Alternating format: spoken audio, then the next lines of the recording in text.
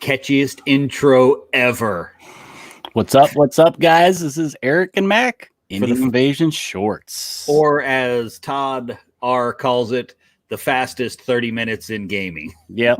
Right, but we try, like the slogan says, solving gaming problems one game at a time. That's right. And there is our good friend Alder. Here to have a cup of coffee with us. Good morning, Alder. Good morning, sir. We are ready to go. All right, so it's pretty cool. We're kind of visiting something we've talked about a couple of times. So you guys way back in episode 1. Yep. You may have noticed that we were mixing up the shorts a little bit, where we're inserting a game instead of a topic about every 3 or 4 weeks. We'll talk about a game instead of just a gaming topic. And the last one we did was This Is Not a Test, recommended by Alder. So we talked about that one. Now this one is, I think this is Eric's proudest moment. Yeah, I think so. It is. It is. It is his proudest moment. And we actually had somebody join you. James joined you last Monday or Wednesday, in the group of being happy that they convinced Mac to get into a game. but as my friend Ray pointed out in the Discord channel, that's not really a hard thing to do. So what game are you so proud of, Eric? And tell us why you're proud of it. Well, today, what we're talking about, and what I think this is the first game I got Mac hooked on, is Urban Manhunt by Spectrum Games. And actually, we had an interview, one of our early interviews with the creator of Urban Manhunt, Cynthia Miller. Yep. So if you guys want to go back on YouTube and find it, it's one of our early interviews with her. And we talked all things Urban Manhunt. And this is one of those games that I came across from another channel, some friends over in the UK, and they used to feature a lot of like playthroughs of the game. So it was the first time I saw it, and I was like, "Ooh, what is this?" And you watch it a little bit and see what it's about, and eventually I bought into it to see what it was about. And then after reading about it, I'm like, "Man, I got to get Mac hooked on this." So I told you about it and all the uniqueness of it, and he went out and bought that one. For those of you who are on listening to the podcast after this, you can't see this, but here's my three rule books. There's no difference in these rule books except one of them's a junky. Well, I did determine Monday night that I'm definitely not a collector, because a collector doesn't necessarily play with their toys, and I gotta play with my toys. That's just all there is to it. I gotta play with my toys. But before we dive into getting into Urban Manhunt, you know what? I got to give a shout out. I got to give a shout out to my local game store, Gift of Games. Wearing their hat. Today is their official 3-year anniversary of their brick and mortar store. So if you guys want to go check them out, they actually have a web store too. What? The Gift of Games. It's in Grays Lake, Illinois, about 5 minutes from me, which is cool. And check them out at shopthegiftofgames.com. Shopthegiftofgames.com. So that's my little plug for my local store. That's a good plug. You got to support the local stores, you know. We got a plug today too. We got a plug, which was really cool. Yeah. Our buddy Jim over on the Tabletop Engineer that was a pretty good plug too. That was, man. He made us sound really good. I was like, man, I need to check that podcast out. So you know what? Talking about when you're listening to this in the car, we're happy we can make you giggle and laugh. And go subscribe to his channel on YouTube, because it's awesome if you want to build some stuff. Yep. He's been doing his using his laser cutter a lot lately, and I'm like, man, that thing is so cool. Yeah, that's so cool. But Urban Manhunt by Spectrum Games, which you guys can find at spectrumgames.com, is the website, and they have a little bit of information all there for you guys. And they actually have downloads you can do on there for free, which is one of the things I did. But also on the website, you can find direct links to it is was it War Game Vault, right? And Drive Through RPG. Drive Through RPG. Those both carry all of the Spectrum games, and there's a bunch of other games. They're RPGs, but you can check those out too. They all kind of have the same, not theme, but feel. So let's talk about the feel of Urban Manhunt. Yeah, so let's go over it. And I think this is what got me, the setting, I guess you want to call it. And I'm pretty sure this is what hooked you when I told you about this, what it was. So, and you've done some little, some of the audio stuff. Some of the reading you guys can find on our podcast, where Mac basically turns into one of the characters from the book and reads like a little short bit. Yeah. But go ahead and give them the spiel. What is Urban Manhunt? Okay, so Urban Manhunt is basically, imagine Total Recall, Running Man, and every movie, Logan's Run, all of those movies balled up into one, and that's Urban Manhunt. Yeah, that's the 80s. That's the setting. And when I look at the cover of the book, when I look at the cover and the back of the book, you can definitely get the Running Man vibe off of that, the announcer and everything. Yeah. But the setting that you play on, the tables, these arenas that you have, reminds me of Escape from New York. Yeah, it does. I think in the storyline, that's what it was, is like closed off areas of cities that they turned into the arena. Right. Because it's just like slum buildings and, debris and stuff like that, where they hold this. It's 2040. Game is a televised brutal sport in the year 2049, where you have these, pretty much they're celebrities, right? You're hunters. Oh yeah. And they're basically, it's like chasing down the criminals. That's where it's this society in the future puts its criminals to participate in the Urban Manhunt. And I know that we've mentioned this before. Now we've done an interview with Cynthia, but we've talked briefly in the podcast on the Phantom Dice segment where we talk about 10 minutes about Urban Manhunt. But the thing, once I got the book, I was like, okay, this setting is really cool. I like it. Once I read the rules, that was what really appealed to me, because I think particularly in the indie game market, it's hard to have something innovative. You know what I mean? Yeah.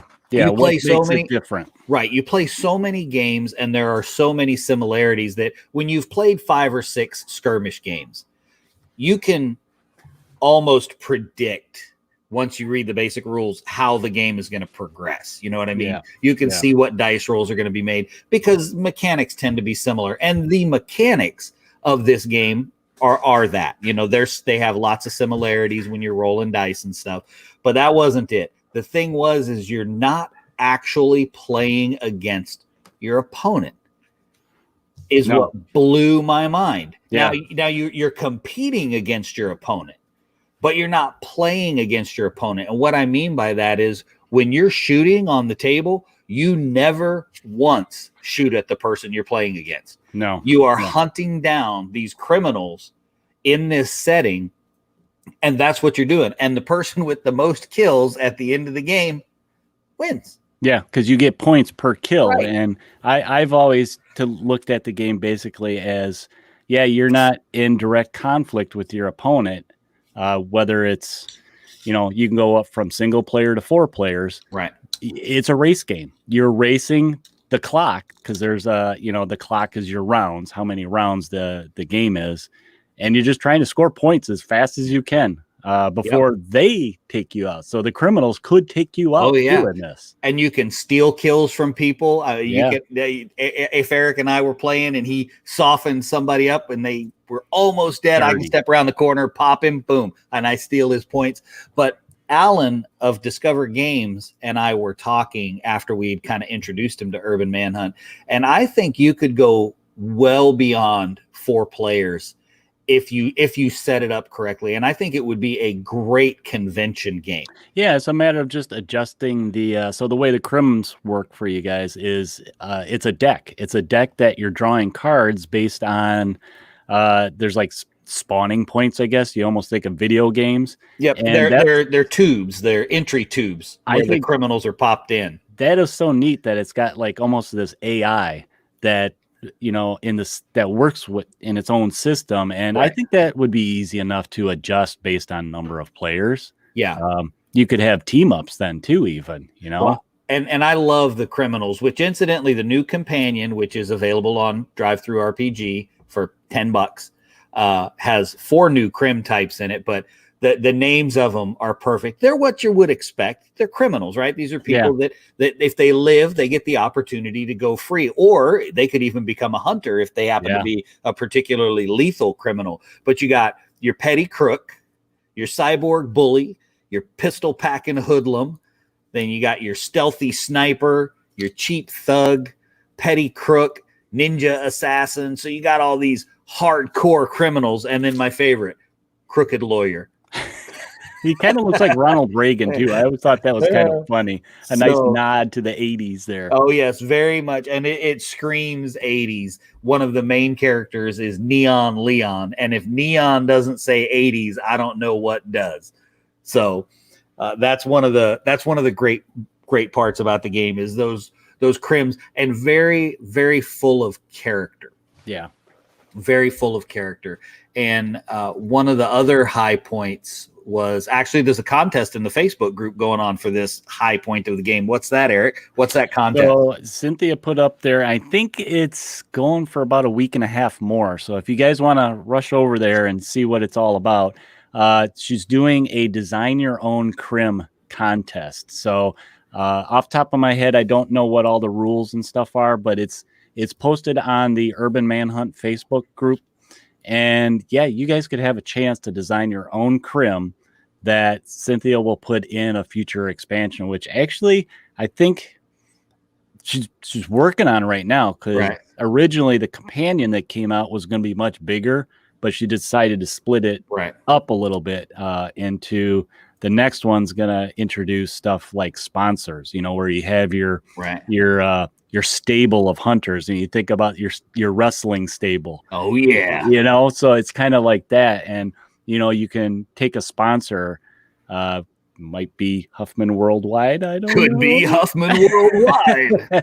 So that's going to introduce some new game elements to it too. And, the new companion that's out has a bunch of stuff. I was just glancing through it. There's alternative ways to play the game, whether it's solo or, changes up the rules a little bit.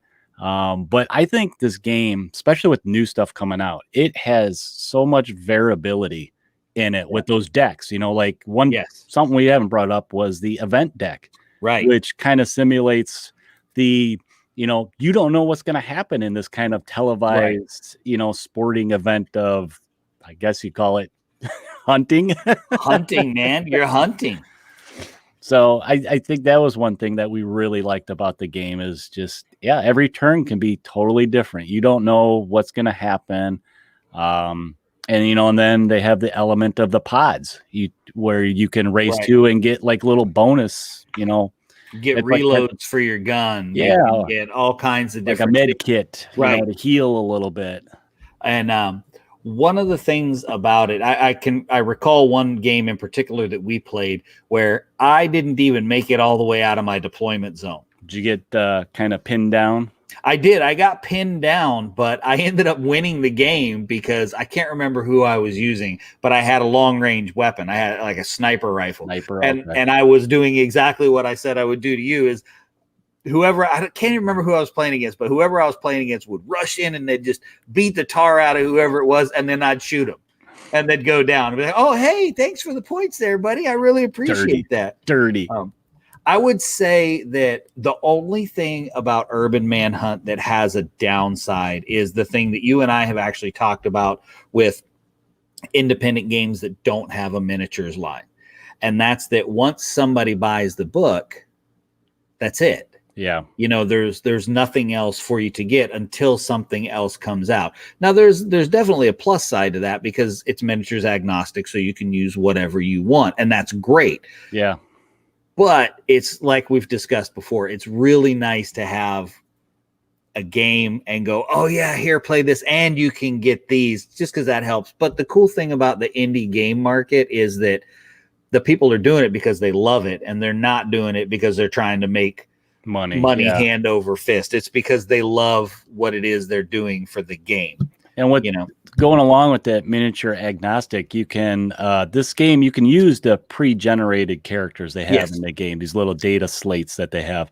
But the cool thing also about it with miniature agnostic, say you find a figure that you just love, you want to find, or you designed on, some 3D independent type design your own miniature thing, and or Etsy, where Eric loves to go, or Etsy, yeah. But you can design your hunter around that character and pick its its stats. You have so many points, you're building the character up and its weapons and abilities, so it has like that RPG kind of feel to it, where you're building your character. Yes And I think that's a neat thing about it too. So it's not just use any miniature you want, but you can kind of build to a miniature you really absolutely like. Yeah, you design your own guy and then run with it. I have one. I have a really cool model from the game Purgatory. Actually, there's one that maybe not too many people have heard of, but it's a clown and he's holding 3 balloons and he's got a Tommy gun. Yeah, and so I made that's my personal hunter.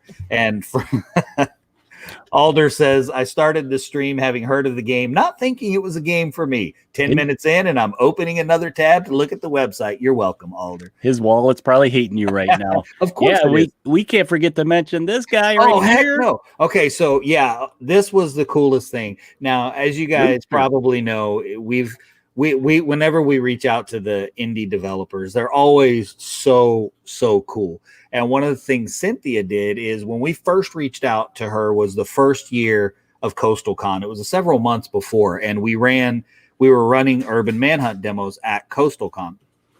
And for our swag bags that we did, she designed a special hunter, Rooster McCoy. You can only get Rooster McCoy at Coastal Con.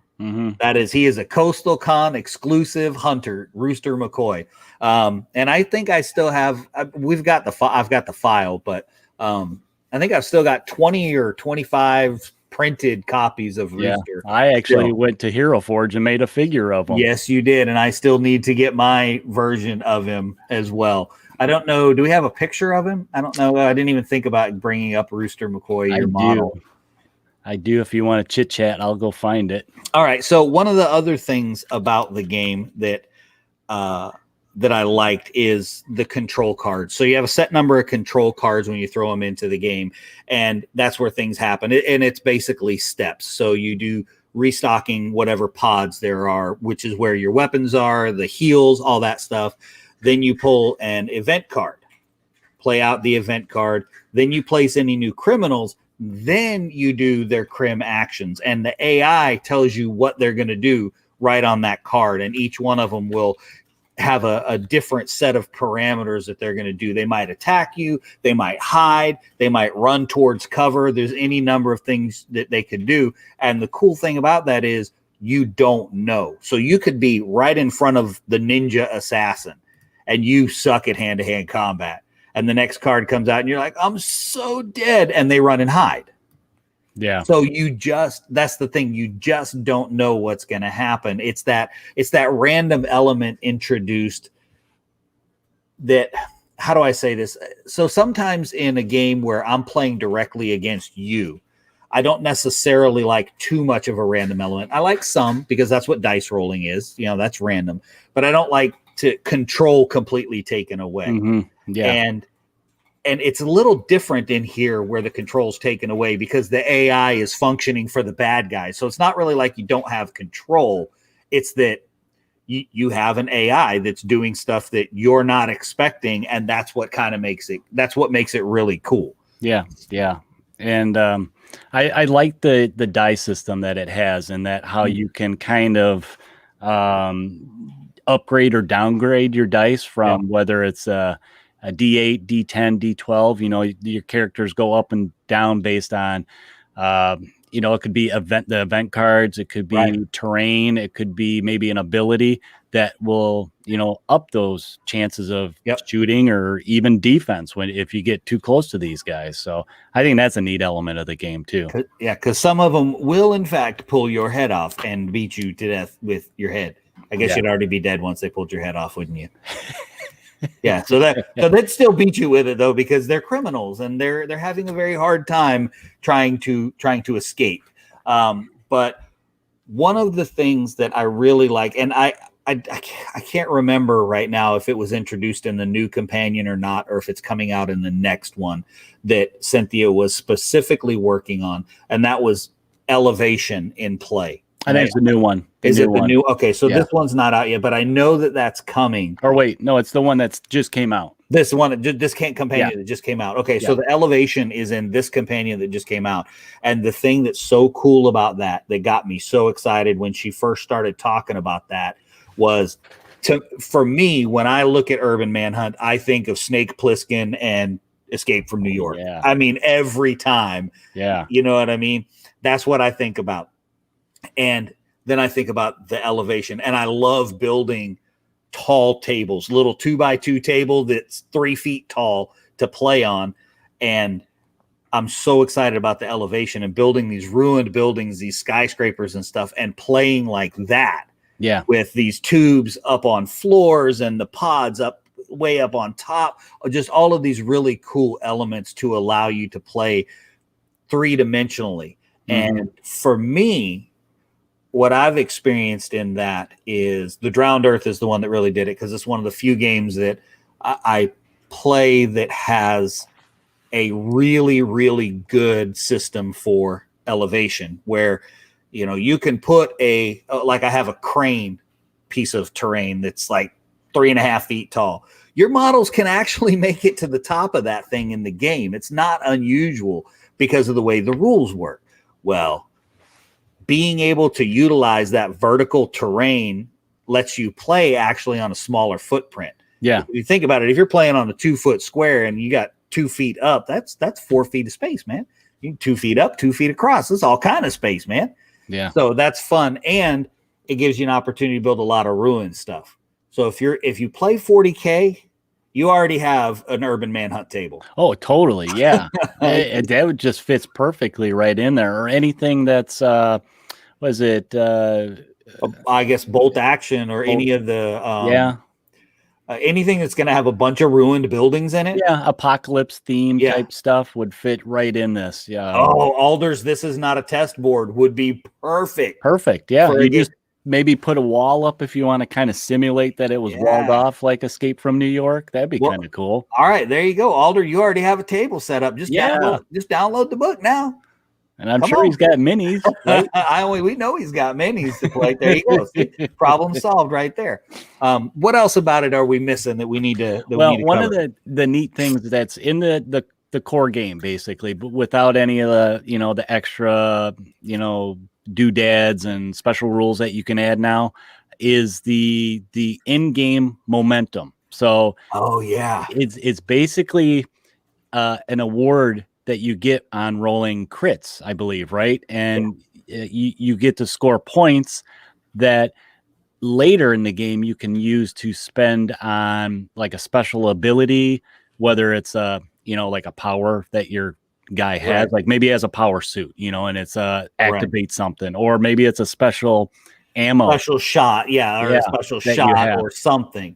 So I kind of like that you can earn this as you go, and then as you get enough of it, it's like a balance thing. It's like, do I want to spend this much now for this ability, or use it later in game, maybe to really put me over the top for points? Yeah. Because, I mean, during the game, you can kind of keep track of who's winning and who's losing, but maybe you lose track.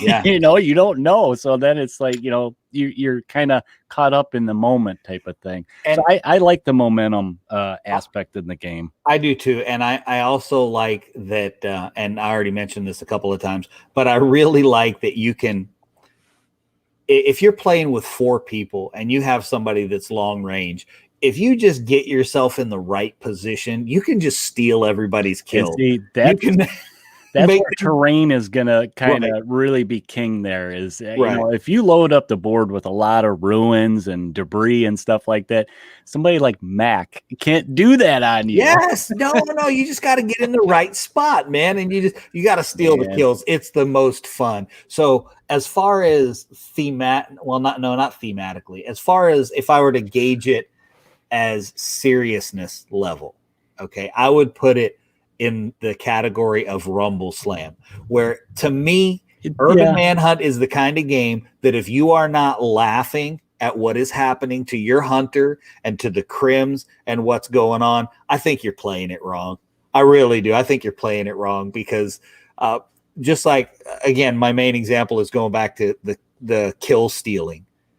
That was like the highlight of the game because not only did I steal a kill, but it won the game for me. So it just this funny and fun stuff happening constantly throughout the game that it's just a lot of fun. It's campy. The artwork is very 80s. Oh yeah. Some of the new characters they have and the new companion, I'm excited to get like data slates for them so we can use them because like they have I don't remember her name off the top of my head, but she was like the fast food worker that has the little mascot guy. So there's actually like you have your hunter and then her little mascot that can do stuff on his own. Oh yeah. He looks like the Fry guy kind of. Yeah, it's Fry guy. I can't remember her name. And then there is actually one miniature that was done in conjunction with Ramshackle Games. That's right. And, that's Lollipop. I can't remember the rest of her name. It's a blank kind of day. I've been remodeling my bathroom and I'm like, I'm building 1-to-1 scale stuff and painting 1-to-1 scale. I'm lost in the miniatures thing. But anyway, you can get that one at Ramshackle Games, which is cool, which Curtis Fell is the sculptor and he does really, really cool stuff. Go check him out. Anyway, even if you don't pick up Lollipop, it's still worth checking out Ramshackle Games because I found a picture of cool. Lollipop actually. There you go. All right, throw her up there. There you go. There you go. There's with Lollipop. her teddy bear. Oh yeah. And did you find a picture of Rooster? Yeah, I did. Let's see a picture of Rooster. Let me pull up Rooster. And I know I designed a little companion to go with him that I named Hawk, and he looks like a little squat chicken hawk type of guy. Chicken hawk. But there's Rooster. There's Rooster McCoy. So that's right. Exclusive Coastal Con Hunter right there. And of course, I painted him all up. You know, he's got his body armor and stuff, and he's got a little stogie in there. He's got that attitude. And oh yeah, that's the role playing aspect that I like of the game. You know, you can create this character and just you write your own story as you play through the game. Absolutely, so absolutely. That's a lot of fun. And just don't get sponsored by Huffman Worldwide. Because they don't give you anything. They just expect you to do everything. They might give you a taco or something. They might give you a taco. Only on Taco Tuesday, though, right? Only on Taco that's Tuesday. Something in the future coming for Urban Manhunt. That's right. That's the next book. The other thing that I like about Urban Manhunt is that it really gives you an opportunity to play around with terrain. Yeah. It's ruins, but you are building a city, and you kind of...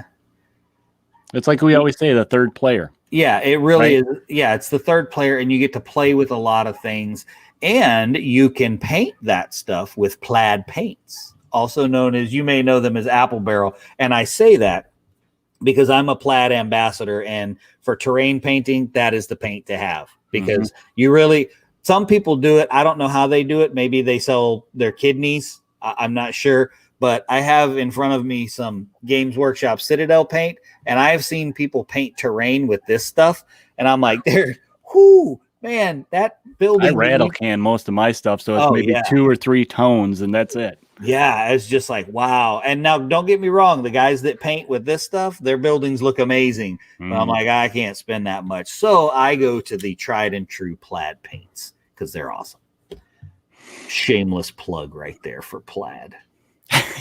And I am not even a little bit ashamed. Not even a little bit.